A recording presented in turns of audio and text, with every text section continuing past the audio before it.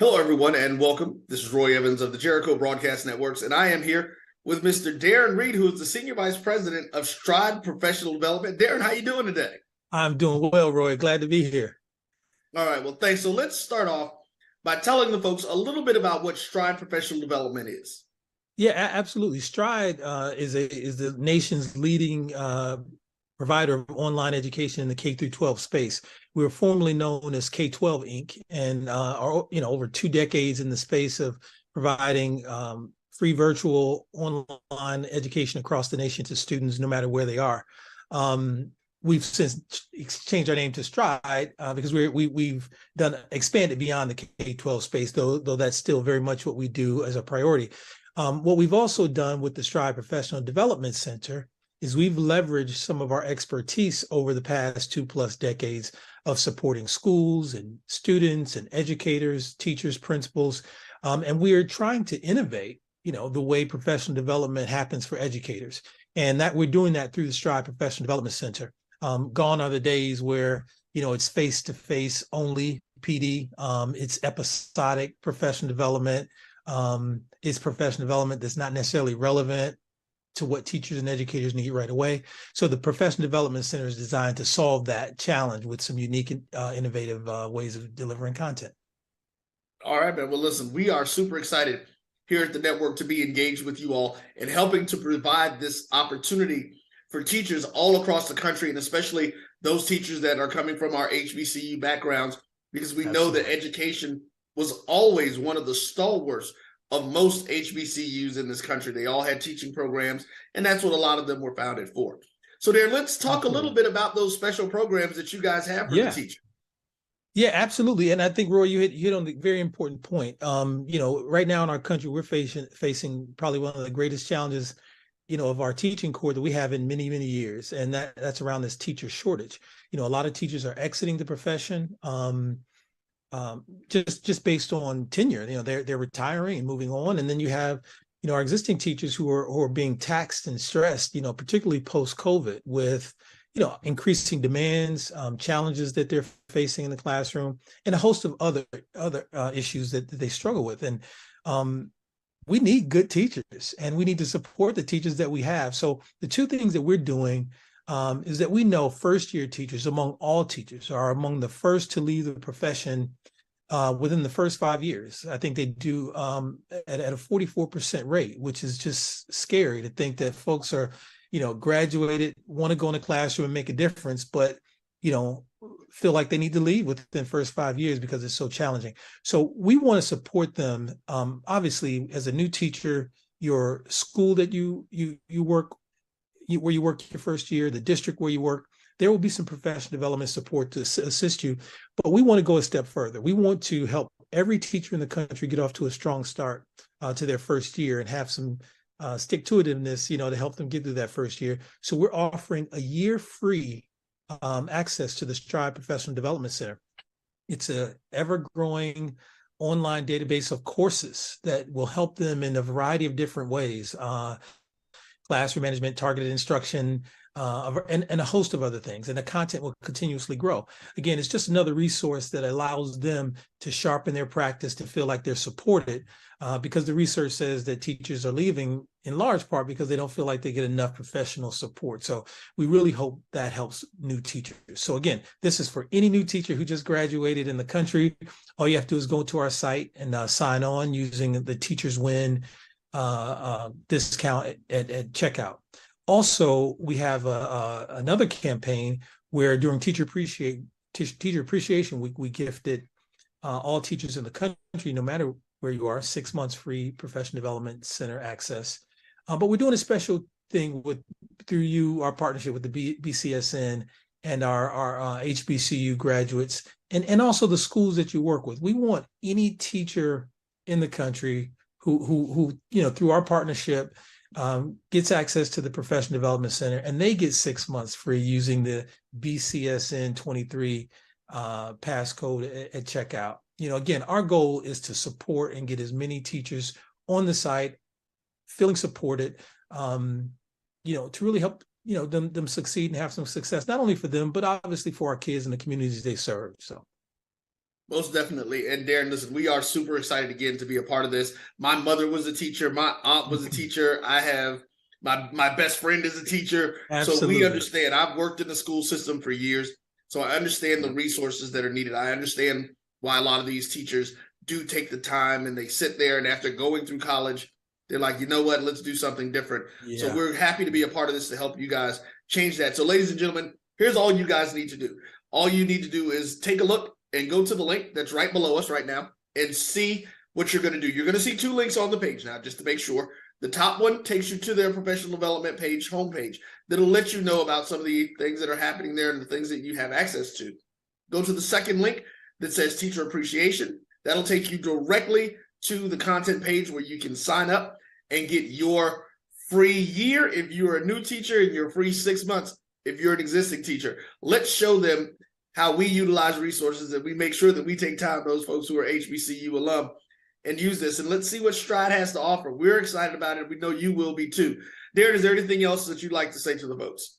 No, I mean, just, as a teacher myself, and understanding the need, and of course with the diversity that's needed in our teaching corps across the country, I know our HBCU teacher graduates are just exactly what we need in our community. So I really encourage them, and just glad to be doing this partnership with you all. All right. Well, folks, there you go again, Mr. Darren Reed, Senior Vice President of Stride Professional Development Learning. We will be seeing you guys, and trust me, you'll be seeing more from their partnership with us as we move forward, always trying to do our best to make sure that we move forward with the community. Take care. Thank you.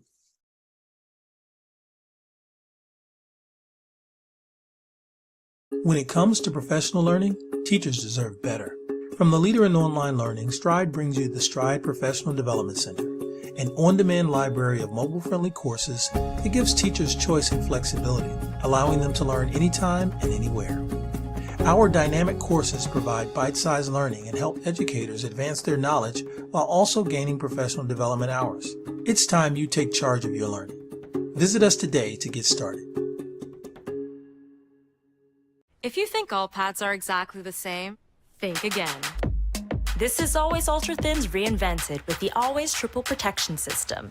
This pad wicks gushes 90% faster, absorbs even more so you can feel dry, and locks odors in. Rethink your pad for up to 100% leak-free and odor-free comfort with the totally reinvented Always Ultra Thins. This is always like never before. The Cavil Group is a Florida-based marketing and training consulting firm. We help businesses communicate to their target audience and engage them in conversation. We also help to expand their audiences, which will ultimately result in growth for those organizations. In addition to being a certified constant contact specialist, my colleagues and I are also certified in John Maxwell Leadership Principles. We use these proven principles to conduct workshops, training, and private coaching sessions for individuals and companies looking to take things to the next level. Contact us to schedule a free consultation. Issues today, don't delay, call Cavil.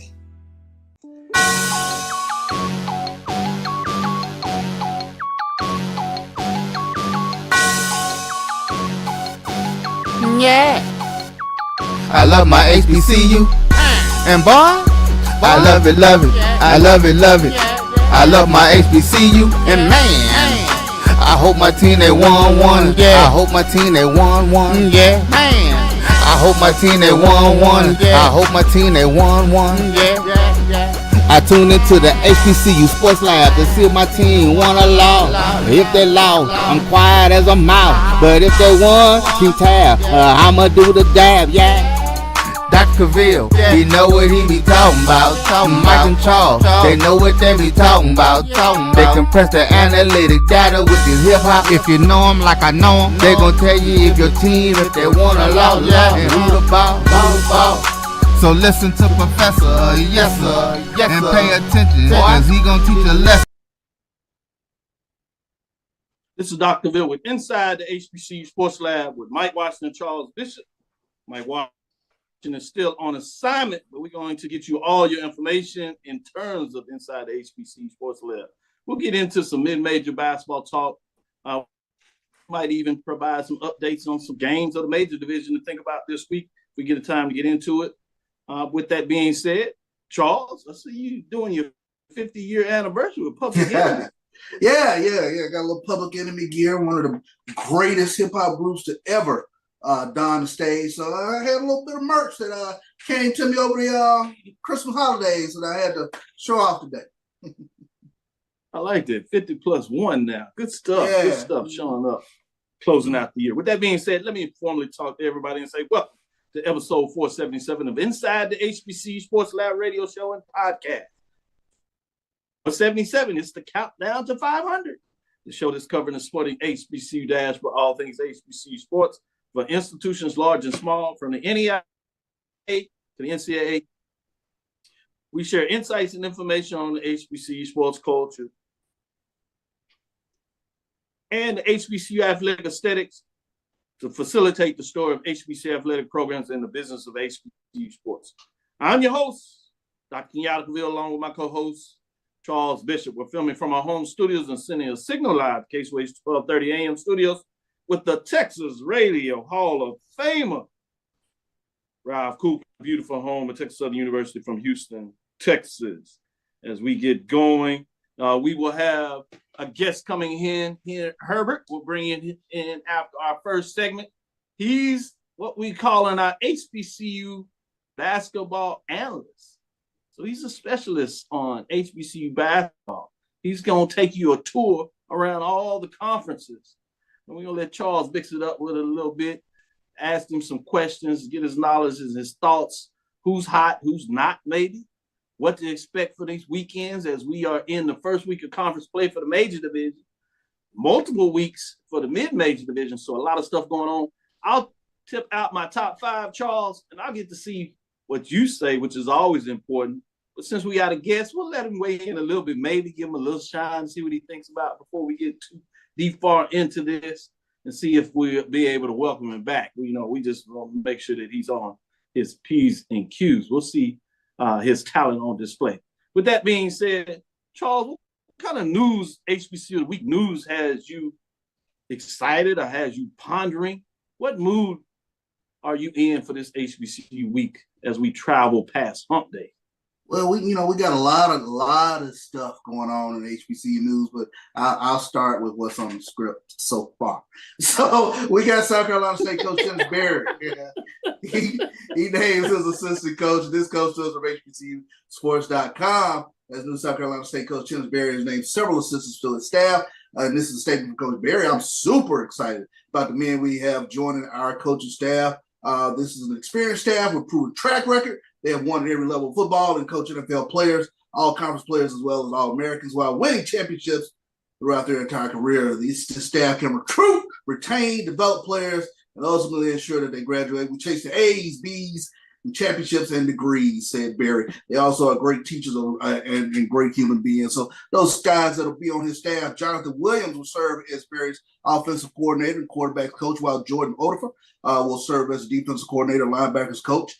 Both were on staff with him at Benedict College, and they led, of course, high-powered offense and swarming defense to lead the nation in several categories in Division II, offensively and defensively. So big news coming out of South Carolina State is, they're on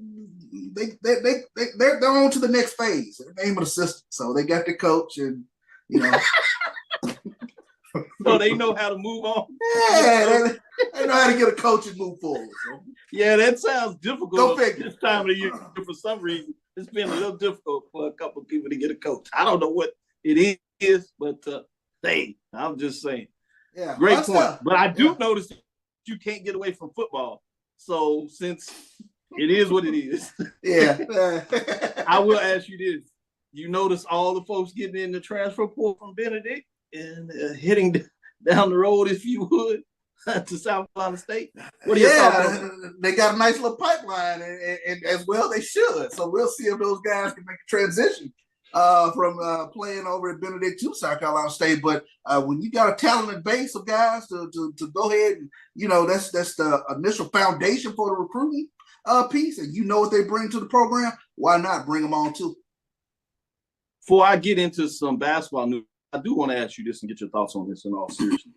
You know, obviously talent is the one, and, you know, people have their opinion in regards to how much talent is at the Division II level versus FCS level, particularly for HBCUs. But I'm more interested in the fact that these are players that know his system. How much easier does that make the transition when you have several key players that you obviously think can fit the system, match up with other FCS players that have been there in terms of the quickness of a potential turnaround because you have players that just, what are your thoughts on that? Well, first and foremost, I mean, just the talent piece alone, I guess from a Division I perspective, I don't see that big a difference between the guys that are playing at the Miles and the Benedict of the world in terms of transitions to FCS football. I think these guys can play football, but I think number one, it obviously helps to know the expectations of the coaching staff and the familiarity of the coaching staff. And there's, I think hurdles that they will not have to deal with, whatever the football terminology is that Chennisberry is bringing with him from Benedict to South Carolina State. You already have one leg up in terms of bringing in guys who know the system, who are familiar with what you're doing, and you can just take off and go forward. So I think it's great in terms of having some of those guys that you can bring with you up to the next level.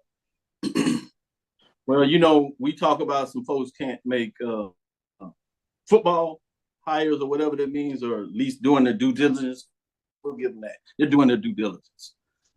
Extreme due diligence, yes. They're doing extreme. The Elizabeth City State University announces men's basketball coaching change. So we just get into basketball season. We already got basketball changes. So I thought this was a little interesting. In statement on Monday, Elizabeth City State Director of Athletics, James DeBose Jr., announced the appointment of alumnus John W. Richardson III as interim head coach of the men's basketball team. Becomes the 8th coach in the program history. Coach Richardson brings with him a wealth of experience that we believe will aid him and our team as we continue the season. Quote. Interesting in terms of that. That's not something that you always see. So I think it's certainly something to follow, but I was intrigued about that now in terms of changing in coaching, particularly during the basketball season. You already got your quest for football championship host season, 25-27. I think that's going to be interesting for the CIAA to see if it moves and where it may move if cities get in to host it. Obviously, I've been interested to go to a CIAA football championship game, but the location for me coming out of this place makes it a little more challenging. So it'll be interesting to me just to see if it gives me a chance to kind of chop that off the old bucket list, if you would. So I'm fascinated to see what that looks like. And just the fact that you going through the bidding process, it's a chance to talk about the business side of this and what people look like. So I'm fascinated to see what that looks like when you talk about that type of information. With that being said, anything you want to add news of the day before we take this break, or you want to get on out of here, Joe? Well, I mean, I think we can, kind of touch on obviously some of the things going on with regards to FAMU, and I think you made some great thoughts in terms of looking at whatever this process and whatever is going on down in Tallahassee. Obviously, a lot of us are looking at what's happening down there with wary eyes to see how things have kind of transpired since Celebration Bowl, since the departure of Willie Simmons, and now where they are. But I wanted to kind of ask you, in terms of, from your perspective, 30,000-foot view, how do you look at what's happening down there? Well, I appreciate that question. For me, my habit is to look at it from a very business perspective, a consulting perspective. And for all those involved, particularly on the outside, because it's always challenging to talk about people and their business because you don't have the nuances. Most people are just taking Philly information that they see on social media. They may have a relationship with individuals, so that natural bias takes place. And so, or, what is for or against. And so that means they'll slant their statements, arguments, debates, discourses, whatever you want to call it, in an area that really doesn't become reflective. So where I come from is one, to try to do my research, to really dig around what are the key issues. So one of the things that is, to me, it gives people that or have a desire to get in athletics a learning opportunity, right? And for those that want to understand athletics and speak on athletics from that perspective, it also gives you a learning opportunity. So from the gist of what I get of what's taking place at Texas Southern, or FAMU for that matter, is the ability to communicate. You really need to understand the needs and being able to effectively communicate. Some people just say, hey, I talk, send out emails, but part of this is the effectiveness of your communication, if you would, but it's about understanding your stakeholders, right? Where they are within the organization or outside of the organization. How do you communicate with them effectively on your goals of what you're trying to do with the organization, why you are trying to get these done? And this is a case where no matter which side you want to support, if you would, or think that someone may have been done, it's very clear to me that the inability to communicate your vision with multiple stakeholders has not taken place here. And to some degree, even at Texas Southern, as I said. And so those are things that I think that you want to really consider and look at. How does that happen? Right? And those are the questions I think that you ask. How do you prevent it from happening again? And those type of questions is where I go with it. And the question that I posed earlier today when we were kind of talking about it is there ever a point, or what's the line in which the stakeholders' belly becomes full? I mean, can you ever satisfy the multiple stakeholders that come to the party? No, I don't think you can. You can't satisfy everyone, but I think that's a mistake we make. Everybody is not necessarily a stakeholder. And I think we do not do justice when we consider just fans stakeholders. They have a level in interest in this. But when I talk about stakeholders, I'm talking about internal to your organization. So that's who you report directly to, which is a president and chancellor. And to some degree, your board, because your president and chancellor answers to a board. In some cases, ADs will answer to a CFO, sometimes depending on the organization. So you might want to put that in there. And if you're talking about a coach, then obviously you're reporting to an AD and all the ones above that. Then you have your external stakeholders, which are going to be your National Alumni Association president, who heads that. That's one individual or whatever. It's one individual. So you need to make sure that you have a bridge in terms of that conversation, and hopefully, for whatever reason, that relationship does not deteriorate where it doesn't exist. And usually when you see that, you don't have very good functioning organizations, which means it's going to be very difficult to win.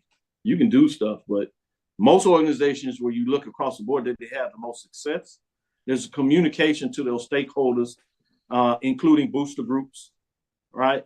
And again, that doesn't mean that you're talking to everybody in the booster group. That's nearly impossible. I'm not insane. I understand that. But key folks in key position in those booster groups. And sometimes you just have people that are bigger than life in regards to their ability to navigate the culture, and they can make your life miserable or they make it easy. You need to understand what that looks like in the culture. And again, I want to make this clear because people get confused, and whatever their ability to hear and listen is not there. And I'm not saying that you do what these people want.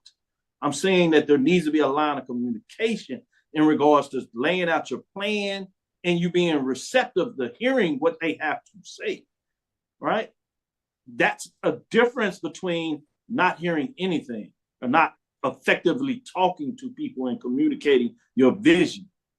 That's the point that I really hope that we have an understanding, because we'll get lost in all this quagmire and all this mud, which is very surface level, right? That's the social media echo chamber that I often talk about.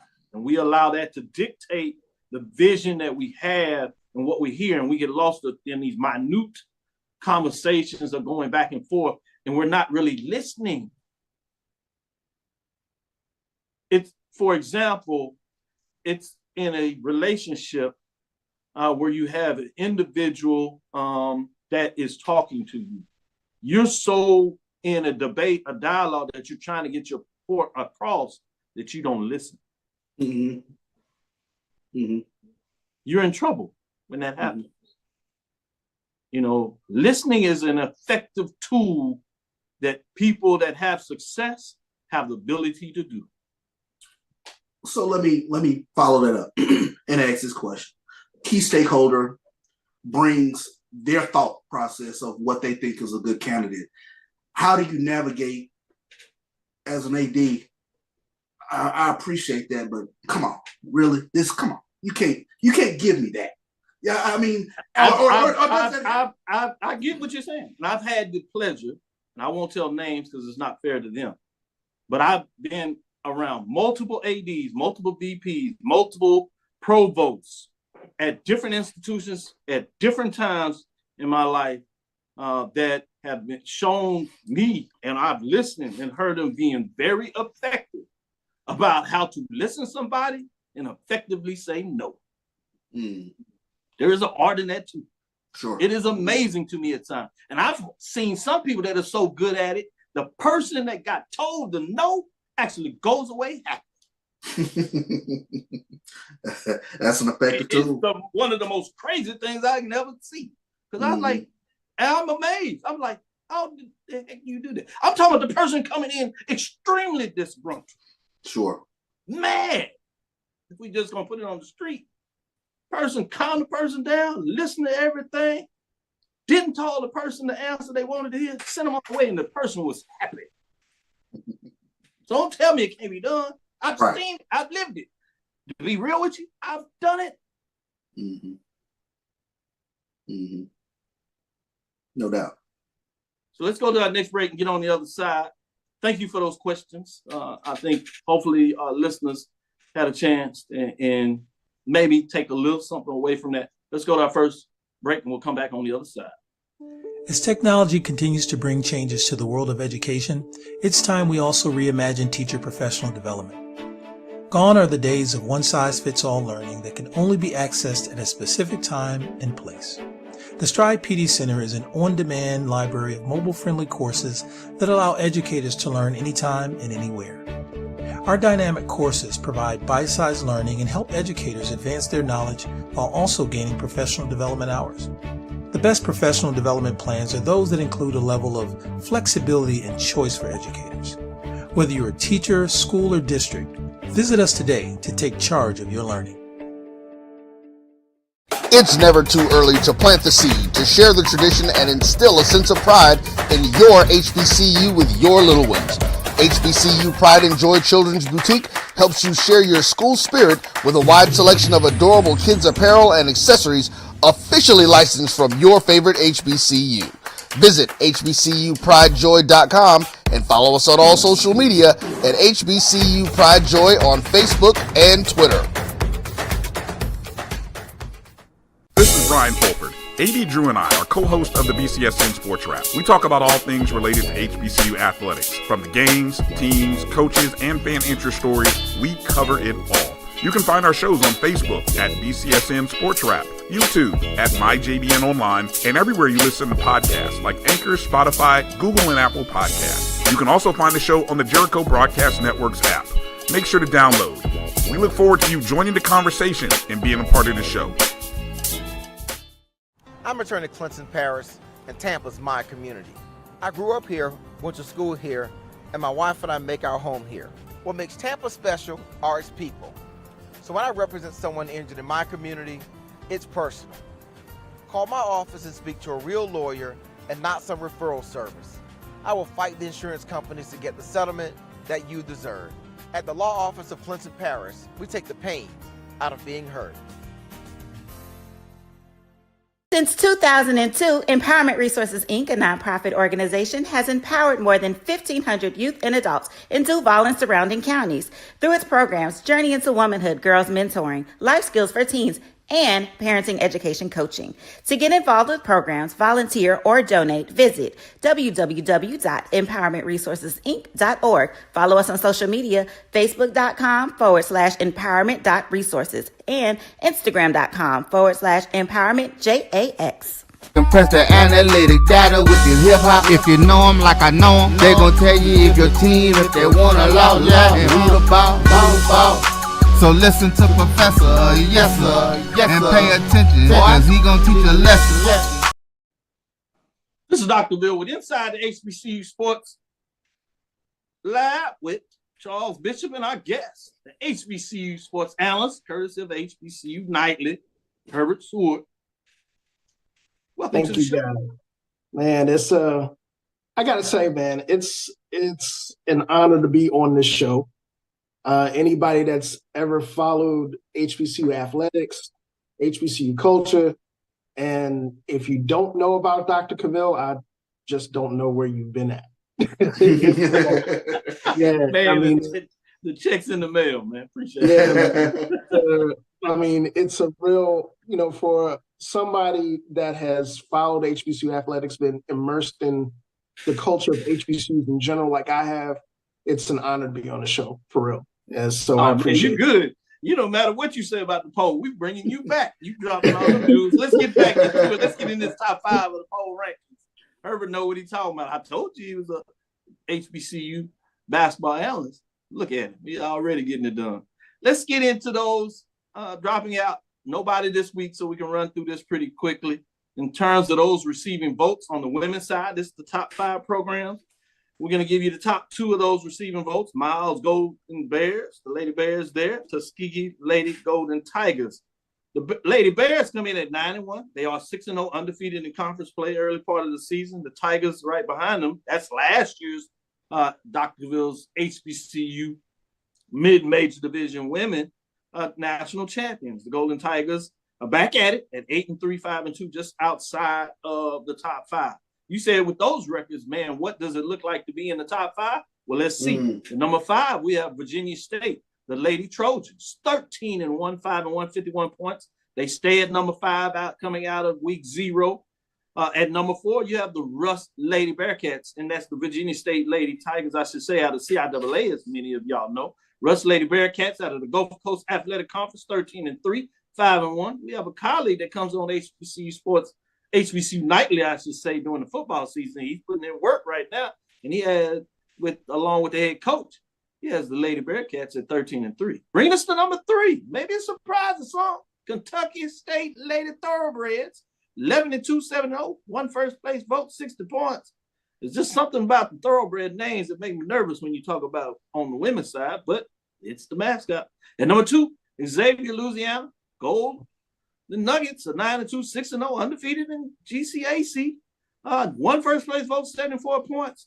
At number 1, Fayetteville State Lady Broncos. Man, are they rolling. 12-1, 5-0 on the season, and they look good. But wait until we get that Fayetteville State and Virginia State matchup.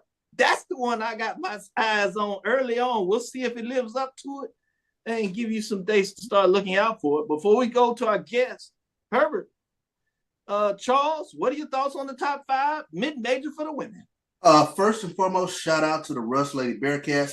That way I can sleep peacefully in my house tonight. So I want to make sure I get out there. But, very interesting top 5, especially the way some teams have jumped out there. Kentucky State is a team that caught my eye in terms of what they've been able to do thus far, and Russ as well. But we're just starting. We're starting to get into the thick of things. So I got a bunch of questions ready to go. Yes, Charles has a special connection in terms of in his household with the Russ Lady Bearcats. So that was a smart move in terms of that. Shout out to my wife. So I still can come over and visit and maybe partake in the weekend fun. Because we did our part. With that being said, we're going to go to the guru, HBCU Sports Analyst, none other than Herbert. What do you think in terms of the top 5? I like it. To to be honest with you, I've absorbed so much basketball in the last month and a half that I am literally catching up on CIAA and SIAC women's basketball. So admittedly, I have footage and film that I still got to watch. But one thing that I want to make clear to folks that are watching that have a quote unquote opinion about Division II basketball, there's a lot of really good basketball being played at that level on both men's and women's side. And for lack of a better word, the pedigree that's been on the women's side more recently, particularly in the CIAA, has been excellent. Whether we're talking about those legendary Shaw teams that made runs, there's been a lot of really, really high-profile ladies that have come out of that. The name Kentucky State really sticks out to me because, to me, they've kind of come out of the blue in terms of them being on the national stage in terms of women's basketball at the D2 level. And more so being representative of SIAC. On the men's side, we kind of already know what the commodity is there. They have a really, really robust conference, a lot of really good coaches, especially this year. When we get to that, I'll be able to go into a little bit more detail, but I'm really excited to see how this conference season plays out in the SIAC and in the CIAA. I think the CIAA is going to be a dogfight. I like Virginia State. The way from the games that I've seen them play, they play a pretty exciting brand of basketball. They like to get up and down the court. They're really, really good defensively. And they remind me a lot of the Division I program that we'll probably talk about a lot when we get to that portion on the women's side, and that's Norfolk State. They remind me.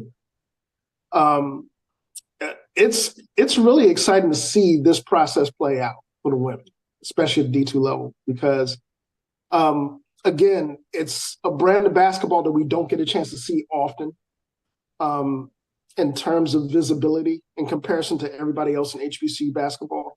So, the poll that you guys put out, I'm solid with it. I might have some differences of opinion once I watch footage. We'll bring you back. Charles, jump in here and ask a follow-up question. Well, yeah, I mean, and for all those fans that are, turning the page from December football to learning who it is that we're taking a look at in January, who are some names, either players that are coming back or players that are popping early that people need to start paying attention for? Again, that's a good question. And like I said, for me, that comes with watching footage. Admittedly, most of my exposure so far this year has been at the D1 level, with teams at the women's and men's level for D1. So I'll be able to offer that more once I'm able to watch extended in terms of point out players. I'm not one to just look at stats and say, oh, that guy's going to be really, really good, or that lady is going to be a difference maker. To be able to actually watch games and to analyze exactly what teams do, exactly, what strategies they use, how they play, how they utilize mismatches, matchups, that's my thing. And so when you look at the film from that question, and obviously you go into that level of detail, how long does it take you to break down a team? Man, okay. I mean, admittedly, I was just watching some footage now of the Alabama State-Jackson State game prior to coming on the show. And it takes a bit. It takes a good deal of time, especially if you know that this is a really high-profile matchup and the teams are evenly matched, and a lot of the nuances is going to come to how you execute, how you play defense on either end of the floor, whether to exploit matchups. Good example, this last game that we just had between North Carolina Central and Norfolk State. If you watch that game, you had two excellent coaches in Robert Jones. That entire game was a chess match. You had two really, really high-profile backcourt rotations that were really going at each other. Fred Cleveland Jr. And again, talk more about this in a later segment. But, you have Fred Cleveland Jr., Jamari Thomas going at each other, Alan Bertrand, sticking, really clutch threes in critical times. And the game was a defensive chess match, how to exploit matchups. One period during the game, you saw Robert Jones tossing a mean 1-3-1 that really disrupted exactly how Norfolk State, how North Carolina Central was playing for at least 2 or 3 series before, Coach Moten made an adjustment. And I love that when you're looking at the game and you can see those kind of moves taking place and you're watching the action, but also you're watching coaches' timeouts, coming out of timeouts, them yelling on the sidelines and trying to get players to do certain things. I love watching the game from both vantage points. With that, let's take our next break. We'll come back on the other side. We'll get into some mid-major division on the men's side, give the top 5, get updates, and see what Herb thinks about what's going on at the mid-major level on the men's. Stick with us. We'll be right back after this next break. Since 2002, Empowerment Resources, Inc., a nonprofit organization, has empowered more than 1,500 youth and adults in Duval and surrounding counties through its programs Journey into Womanhood, Girls Mentoring, Life Skills for Teens, and parenting education coaching. To get involved with programs, volunteer, or donate, visit www.empowermentresourcesinc.org. Follow us on social media, facebook.com/empowerment.resources and instagram.com/empowermentjax. The human voice has always connected audiences with experiences. Major brands all across America have trusted Kever's voice time and time again. Conversational, powerhouse, intelligent, and sincere. That's the voice you need for your creative marketing process. KEAVERSVOICE.com. Kever's Voice, Kever's Voice, KeversVoice.com. Always on, all the time. Nope. Nope. Come on, him? Ooh, I like him.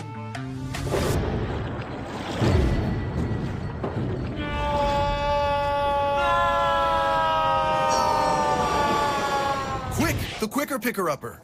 Bounty picks up messes quicker, and each sheet is 2 times more absorbent, so you can use less.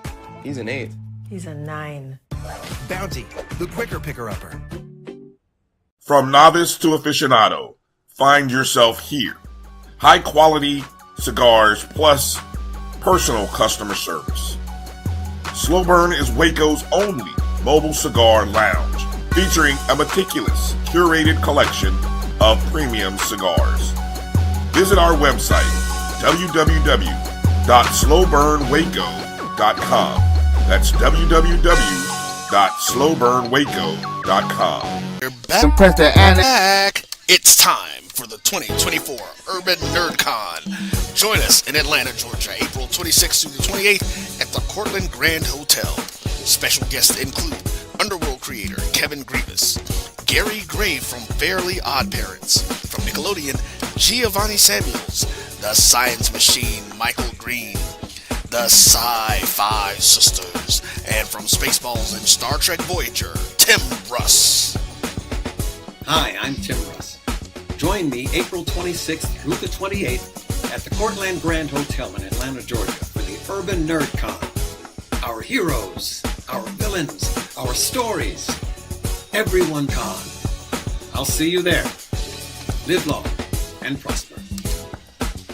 Visit theurbannerdcon.net to get your buy one, get one free badges before the price increases. Remember, our heroes, our villains, our stories, everyone's con. See you there. Compress the analytic data with your hip hop. If you know them like I know them, they gon' tell you if your team, if they want to loud, and who the ball. So listen to Professor, yes sir, and pay attention, cause he gon' teach a lesson. This is Dr. Bill inside the HBCU Sports Lab with Charles Bishop and I guess Herbert, bringing us some updates in terms of HBCU basketball analyst. Guru is what we call it on this side of the platform, giving you all you need on the basketball. Check him out, HBCU Nightly show coming on Fridays, you can check out and get all your information in terms of what to look for in terms of the basketball weekend games to do. And he'll go back and tell you what took place last week as well. But as you see, he's going to take you inside the court, inside the gym, take you back to the locker room and draw it up and let you know what the coaches are drawing up in a lot of ways. So he's going to give you some insight that you cannot get anywhere else. With that being said, we're going to stick it on the polls and see if he still gets the invite back after we talk about the men's side. I think this was a little easier, particularly when you get at the top of the division, but he may have some thoughts in terms of who's 1 and 2 when you got national rankings on the line. With that being said, without further ado, let's get into those teams. Nobody dropped out this week. Top 5 of the top 5, and they didn't even move around. With that being said, receiving votes, you have Clark Atlanta Panthers.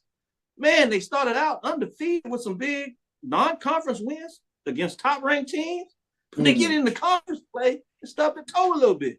But they bounced out of late. They're 9-3 overall and 3-3 in the conference place, which may tell you a little bit about the SIEC. We shall see. Miles Golden Bears right behind them at 9-3, 4-2.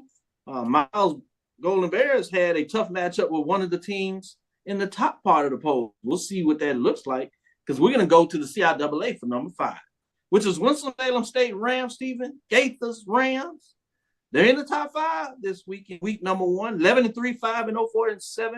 5th place vote. They are rolling, playing some really good basketball in the CIAA over there.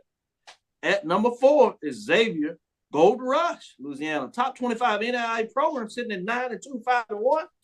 Out of the Red River Athletic Conference. 58 points. They did drop this week because number 3, Talladega Tornadoes, 12-1, 4-0. That's out of the NAIA as well. 64 points. They move up a spot this week in week number 1. Number 2 is Benedict Tigers, one of 2 undefeated HBCU basketball teams across the board. Ranked nationally at the Division II level, top 10 program, 12-0, 7-0 in conference place. They had a win over Miles Golden Bears, 3-point game in that contest. So interesting to see what it looks like. You have Langston Lions sitting at 12-0, 13-0 now. This poll came out on Tuesday. All 8 first place votes, 80 points.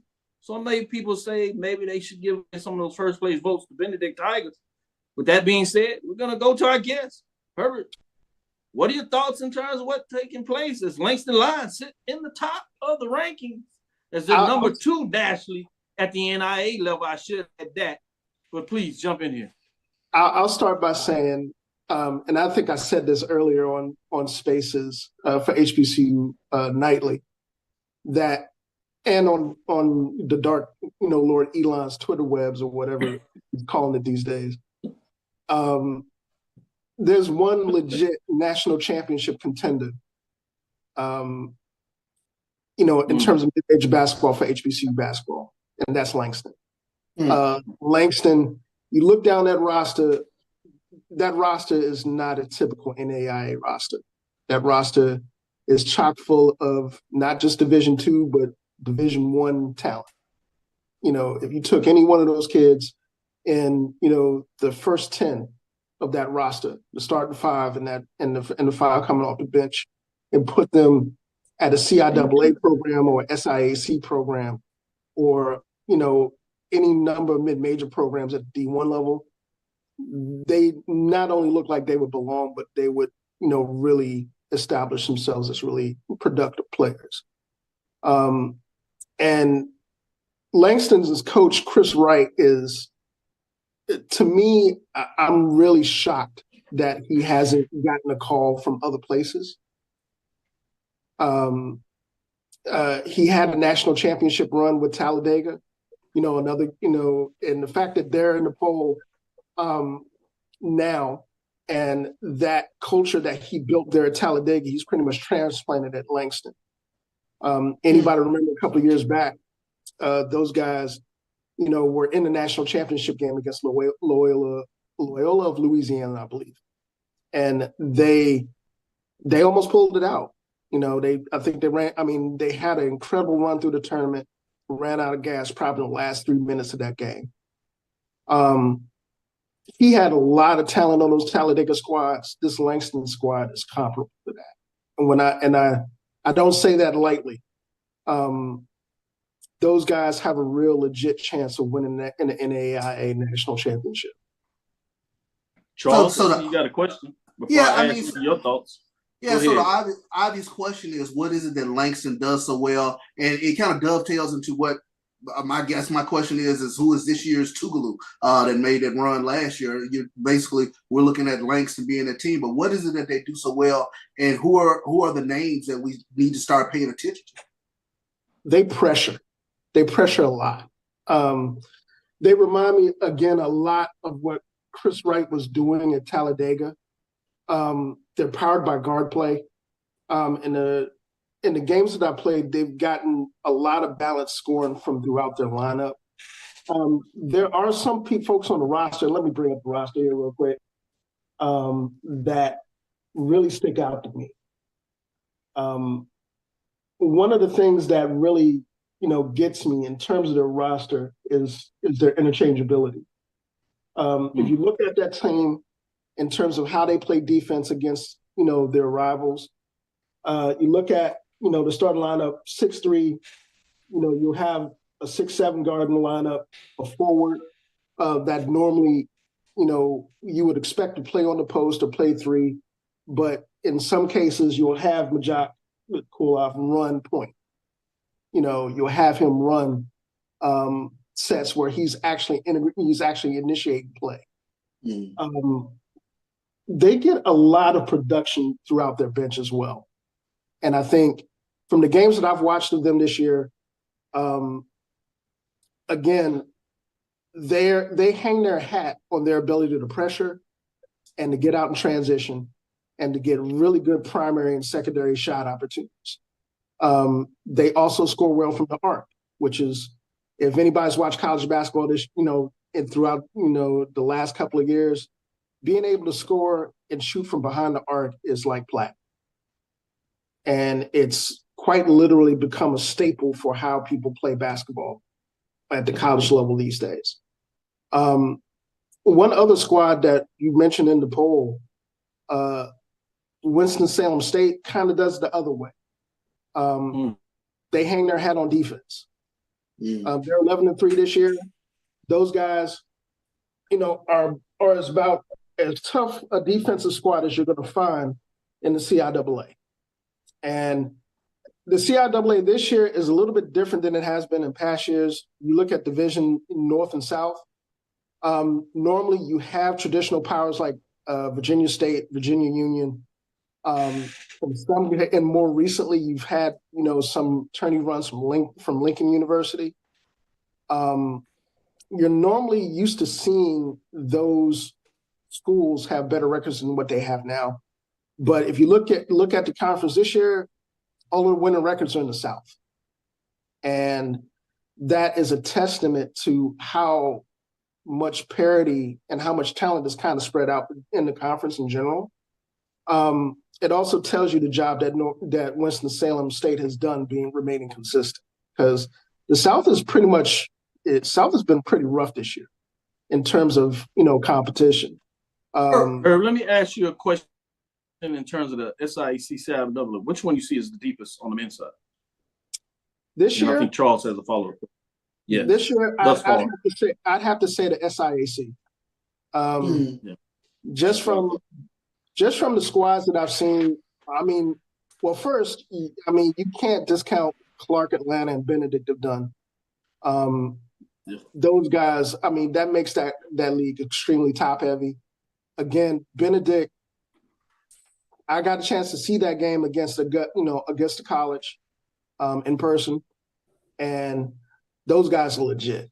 Those guys are athletic from positions 1 through 8, and they can get up and down the floor. Again, the MO for those guys have been, pressuring the ball, really getting out in the break, and utilizing the opportunities to get easy shots or easy shot opportunities in primary or secondary break situation.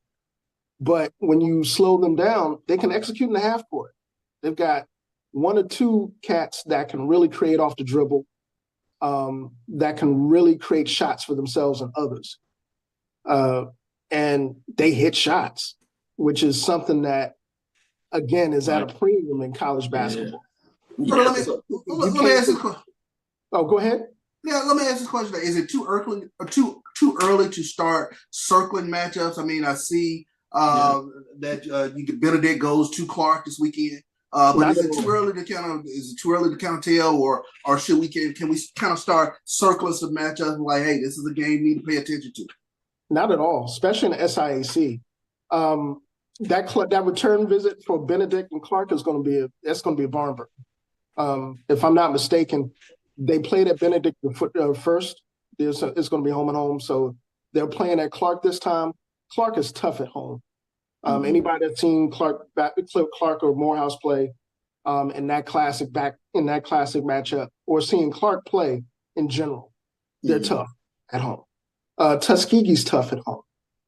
Tuskegee, the last couple of years they've been under the radar a little bit, but they've had a really, really impressive basketball product in terms of what they've meant in the CIAA.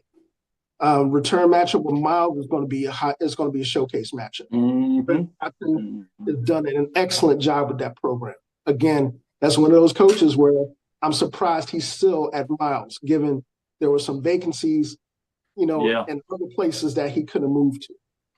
I agree. And Miles, if you look at Miles and you look at Benedict, they're kind of mirror images of each other in terms of how they play.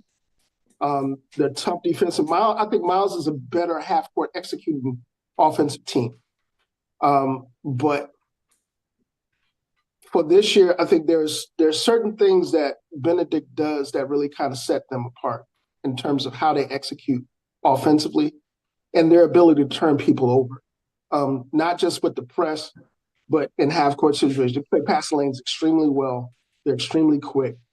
And it's really hard to get out from in front of them defensively.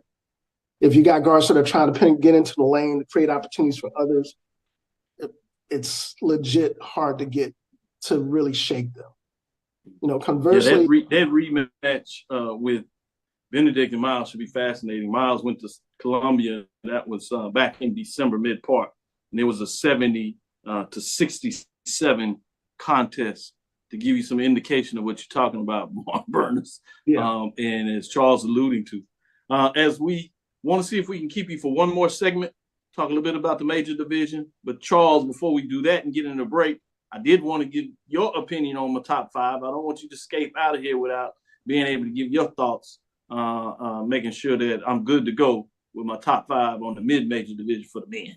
Yeah, I pay attention to what's the Salem State and Benedict. I mean, those two teams that have obviously jumped out. Benedict undefeated thus far, and I'm just curious to kind of start paying attention to them more and kind of learning what it is they bring to the forefront. Like I said, we kind of turned the page a little bit in football, so now you're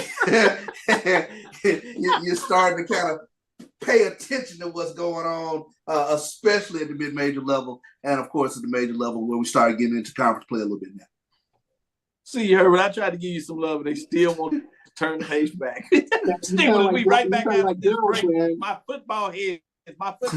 It's basketball hard. Let's get some love in here. Stick with me right back after the break. We'll give you a little bit on the major division, key games this game this weekend from both Herbert and see what other questions Charles might want to ask.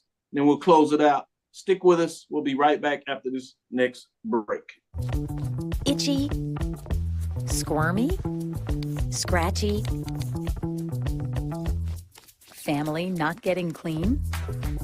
Get Charmin Ultra Strong. Go get 'em! It just cleans better. With a diamond weave texture, your family can use less while still getting clean. Goodbye, itchy squirm. Hello, cream bottom. We all go. Why not enjoy the go with Charmin? At Hampton Law, our primary goal is to provide non-traditional yet effective solutions and redefine the approach to client legal concerns. As your trusted legal advisor, we believe in sophisticated, personalized services that eliminate the confusion and complexity sometimes associated with legal matters. Our high standard for client care and concern, coupled with our extensive legal knowledge and skills, make Hampton Law a resource focused on the protection of the client's interest and overall goals. We value our clients and truly enjoy working with them. Visit thamptonlaw.com to conveniently schedule an appointment online.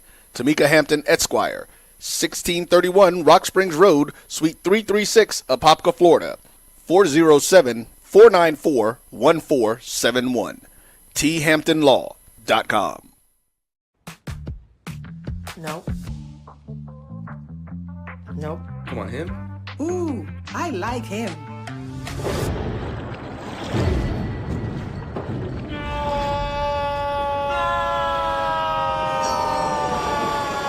Quick, the quicker picker-upper. Bounty picks up messes quicker, and each sheet is 2 times more absorbent, so you can use less. He's an 8. He's a 9. Bounty, the quicker picker-upper. From novice to aficionado, find yourself here. High quality cigars plus personal customer service. Slow Burn is Waco's only mobile cigar lounge, featuring a meticulous, curated collection of premium cigars. Visit our website, www.slowburnwaco.com. That's www.slowburnwaco.com.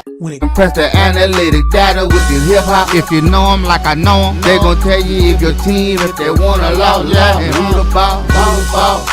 So listen to Professor, yes sir, and pay attention, cause he gon' teach a lesson.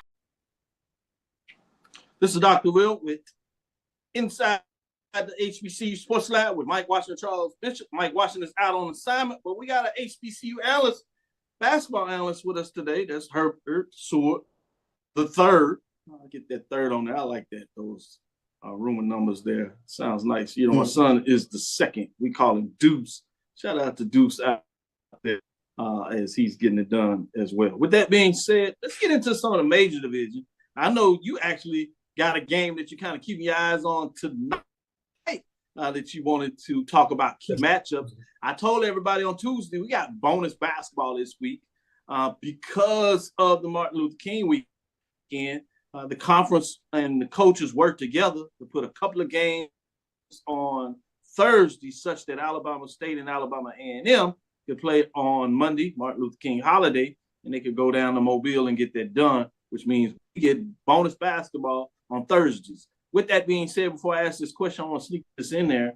As they were doing the expansion, there was a little bit of talk where I had a chance to work with a couple of the SWAC schedulers and talked about creating this flex schedule that actually had games on Thursday, Saturday, and Monday.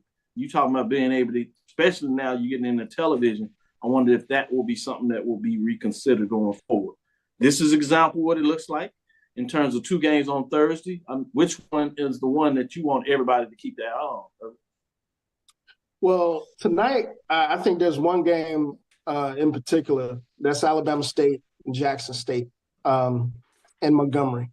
Both Jackson and Alabama State got off to really good starts to the conference play this week. Alabama State went on the road and eked one out of Mississippi Valley State, and then came back and won what was projected to be a really difficult game at UAPB, given the scoring prowess for UAPB. But they actually pulled away late in that game, just by hanging their hat on what they, really become the best, one of the best in the SWAC at, and that's, defense. They rank at the top of the conference in terms of defensive efficiency and scoring.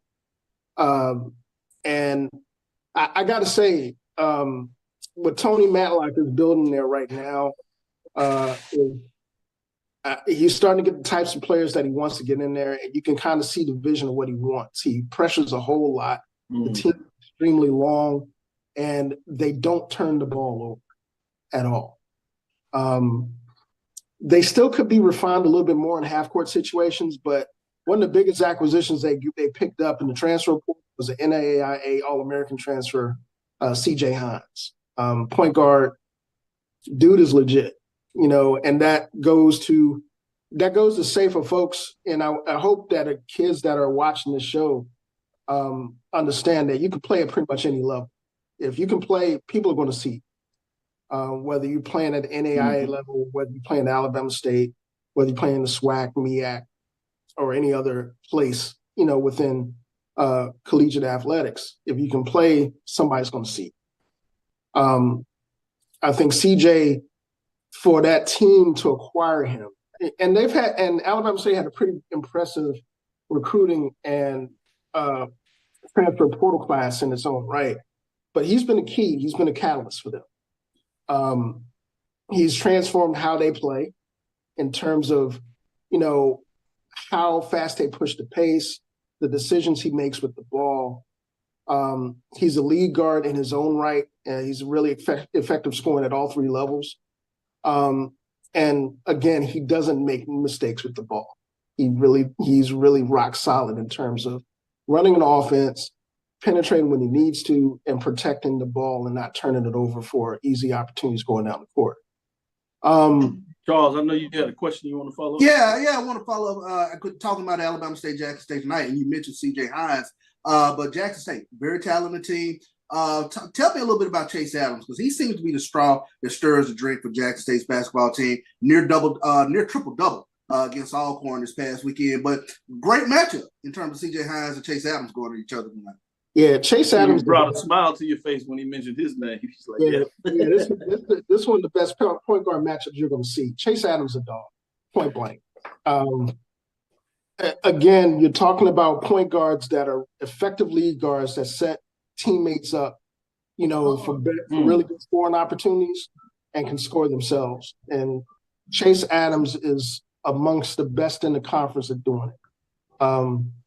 If you saw that game against Alcorn, there was points during that game where he just took over. And he just, none of the Alcorn guard rotation could stay in front of him or keep him out of the lane. He gets in the lane. There's one of three results that's going to happen. He's going to get fouled. He's going to find the open man where he's going to score. And that in itself is something that it's really going to tell me. It's going to be really interesting to see what happens tonight, when this game gets started, because Alabama State has done a really good job of keeping people out of the lane. Not only keeping people out of the lane, but they're one of the best rebounding teams in the conference, along with Jackson State. So it's really going to be a matchup of strengths tonight when you see this game take place. Jackson State is insanely talented offensively for this conference. Whether we're talking about post play, whether they're talking about Colty Young is an X factor for those guys. O'Neal, who's making a return, to Alabama State as a transfer. He's been the main beneficiary for having a point guard like Chase Adams there. It's been really, really incredible to see how that's come together. And it's come together for those guys in the last couple of weeks. There's been for both of these teams, there have been some matchups with some pretty high-profile Power 5 teams that were really eye-opening. I know for Alabama State, they went on the road and gave, Ole Miss all they could handle. The team that Jackson State played escapes me. They played a couple of Power 5 teams, did the same thing. Missouri is a talented program. It's going to be a really, really interesting matchup tonight. And I know I've already purchased my my membership for the Hornet Network so I can watch the game. Shameless plug for my boys. The Hornet Network. We'll make sure we bring you to talk about it, break it down. If you need to, make sure I get my cheat code. Oh, I'm not supposed to say that out loud. Never mind. Dr. Cable, I'm gonna pay my pennies. I'm gonna pay my membership fee. I'm gonna pay my membership fee. I'm gonna support the Hornets over there. With that being said, MEAC, before we let you get out here and give it a close, anything to watch key on the MEAC this weekend, whether it's men's or women's. Obviously, I'm not sure about the women's race in the MEAC, Norfolk State. I think the question is going to be is what is going to be the average margin of victory throughout the season. You talking about any upset there will be one that everybody will be talking about if it happens. But I guess then I'll say that maybe more on the men's side. Any key matchup we should keep our eye on this weekend? Well, right now, I think for the MEAC slate, it's going to be clean until Monday. And Monday, you kind of got, the Martin Luther King Day games that are going on. Morehouse and Howard play at Howard. Last year, Morehouse kind of took it on the chin, which Yeah, I mean, I get that why we play these games during the middle of the season, but sometimes, it can kind of not. Some of those games don't have to be played, but I get it, and I'm not, I'm not too disappointed with it. Norfolk State plays Virginia Lynchburg, which is going to be really ugly for Virginia Lynchburg. I'm going to be honest with you. Norfolk State, I mean, anybody that's seen Norfolk State this year, that Norfolk State, North Carolina Central game was ridiculous. Norfolk State's extremely talented. I enjoyed that. That guard rotate, the two guard rotations we saw between Central and Norfolk are amongst some of the best in all mid-major basketball at the D1 level. You got Christian Ings, Jamari Thomas, who's a potential MEAC, first team player of the year candidate. Alan Bertrand, another transfer from Rider that has made that rotation extremely potent. You got George Beal coming off the bench, who again it's a ridiculously talented team. Good stuff.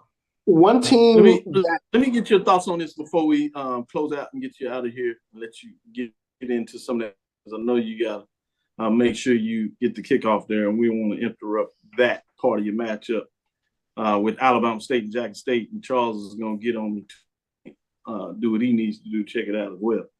I did want to ask this. A lot of ways, I think MEAC, if we're fair about it, MEAC has had a level in terms of what they've done at the conference play with the top teams, particularly Norfolk State, based in a lot of ways what they've been able to do with the non-conference schedule and get those victories mid-major wise. Norfolk State has locked it down, been able to do it. But over the last 2 years, I've been keeping up with the kind of MEAC SWAC matchups. There's not a lot of them, so we got to put that on the table. It's not a full MEAC versus SWAC, SWAC versus MEAC, but there are a couple of matchups there.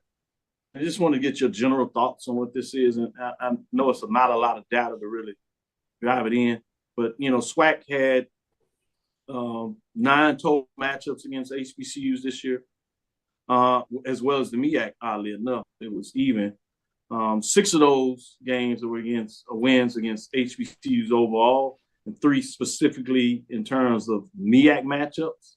And while 5 wins for HBCUs for the MEAC overall matchups with those independent programs, whether it's Hampton, North Carolina A&T, or Tennessee State.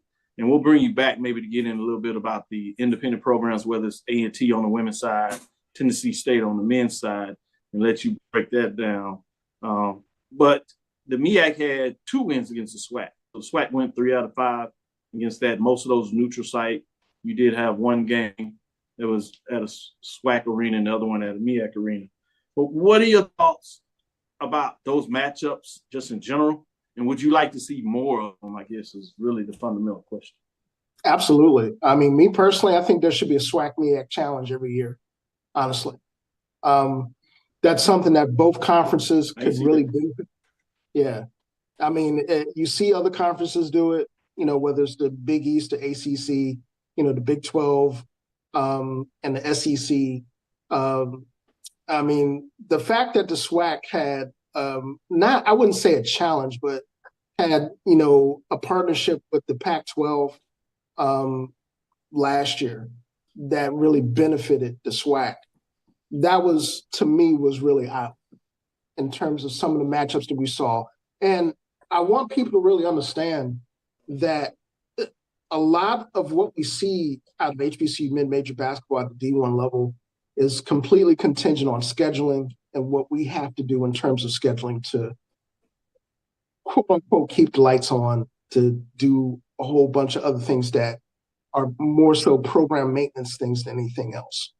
And that's not really, a lot of times we look at records and we look at, like, for example, this year we look at SWAC and we look at the records coming into conference play. I try to tell people, it's like, that's not really indicative of what the SWAC is in terms of basketball. There's a lot of really, really entertaining basketball going on in the conference. Last year for the MEAC was incredible in terms of talent up and down the conference. Howard does, pulls a double, which hasn't been done. I think the last squad that did it was Norfolk, if I'm not mistaken, that did the double. Yes. That squad last year for Howard was extremely talented. You got 2 transfers that are playing D1 ball, one in the Big Ten, one in the A-10 right now. Elijah Hawkins running point from Minnesota. Steve Settles playing ball for Temple. Lots of talent on that roster. There's a lot of talent on that roster now, although point guard play is something that they're going to have to clean up if they hope to have any of the same success they had last year and starting to really show itself in conference play. As far as the matchups between the conferences go, I think that's something that's cyclical. I think that's something that really varies from season to season and how teams are made up and ultimately what the matchups are, because matchups really drive college basketball. If we're really talking about,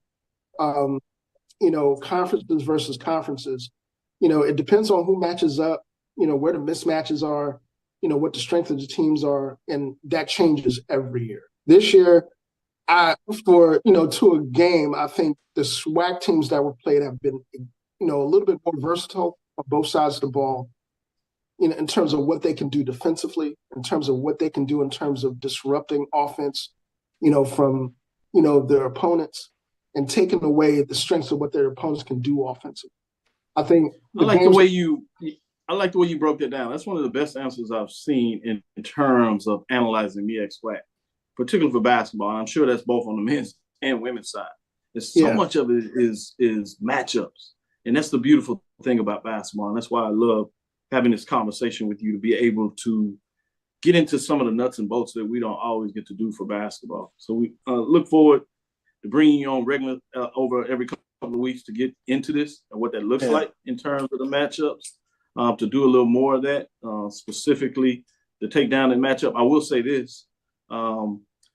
I was working with the athletic director, and he gave us some consideration to see what he can do. But looking at an 8-team HBCU basketball classic that featured a 3-game guarantee in terms of a championship division, consolation division, and 5th place and 7th place framework over 3 days, where they all got 3 games. So fascinating what that may come of it. And to your point, as we close on this note, Charles and I got a chance to talk to Commissioner Steels at the Cricket Celebration Bowl about that question about basketball matchups.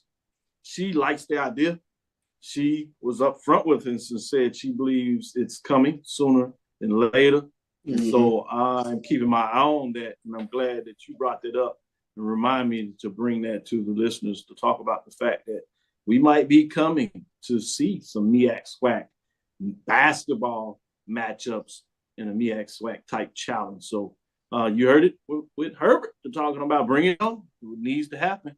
So with that being said, we're going to bring it to a close here. Quick update, Doc, quick update before we get out of here.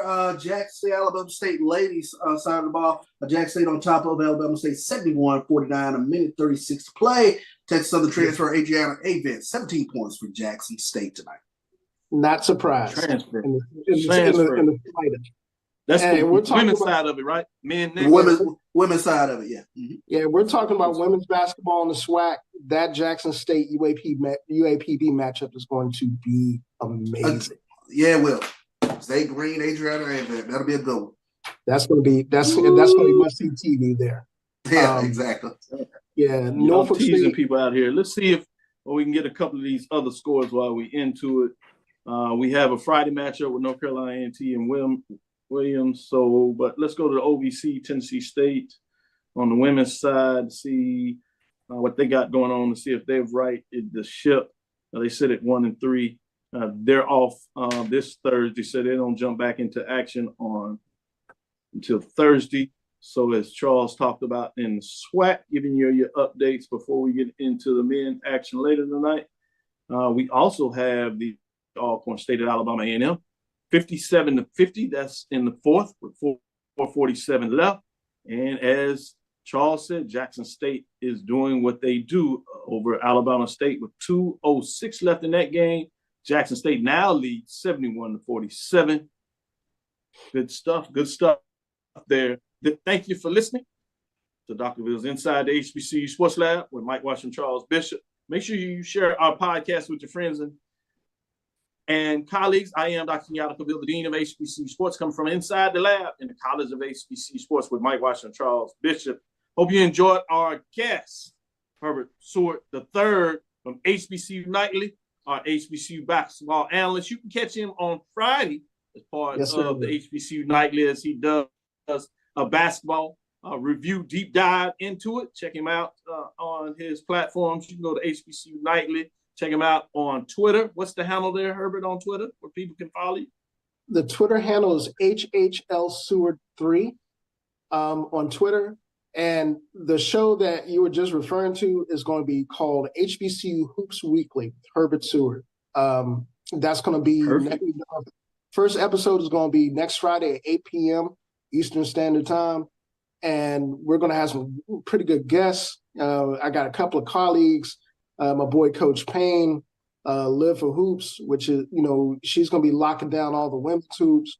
My boy, HBCU Pass, and some other pretty special guests I got in mind. So if you can, man, tune in. I'll be listening. Yeah, tune in. And I'll be there. Yeah, I mean, for those of you guys that have followed entities like Dr. Cavil, myself, the folks at HBCU Nightly, I can't help but just be really humbled and say thank you, because it's something that it's a passion of ours, as you can possibly see. Me personally, I'm an IT guy that works in tech that happens to love HBCU sports and culture and has been connected to it for as long as I can remember. So the fact that we've kind of got this outpouring, for the product that we're putting out makes it all worthwhile, and we really appreciate it. No doubt. Again, we want to thank you for listening to Dr. Bill's Inside the HBCU Sports Lab with Mike Washington Charles Bishop every Tuesday and Thursday, 6 o'clock Central Standard Time. We look forward to next week as we discuss the latest in the news. Make sure you get out and watch your basketball, HBCU basketball. If you can't get there, make sure you turn on the station and get it and watch it. HBCU Go, ESPN has a lot of matchups. And then go to YouTube and watch the independent schools as they put it up as well. Follow me, Dr. Kenyatta Cavil. That's Twitter, Facebook, and Instagram. DrKenyattacavil. Make sure you get on to your HBCU Basketball Weekly as well, HBCU Nightly. Check out Herbert Seward the third as you get into the basketball season if you want to get updated of what's going on. Inside the HBCU Sports Lab 1 on Twitter. Was X, formerly known as Twitter. I like the dark world cloud, whatever you want to call it. You're right. Facebook, YouTube, Inside the HBCU Sports Lab. Right. Dream big, continue to move forward. We will talk with you soon. Charles? Of course. Roy? Lecture. Dismiss.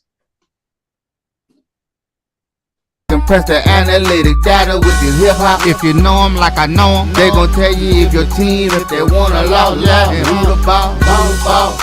So listen to Professor, yes.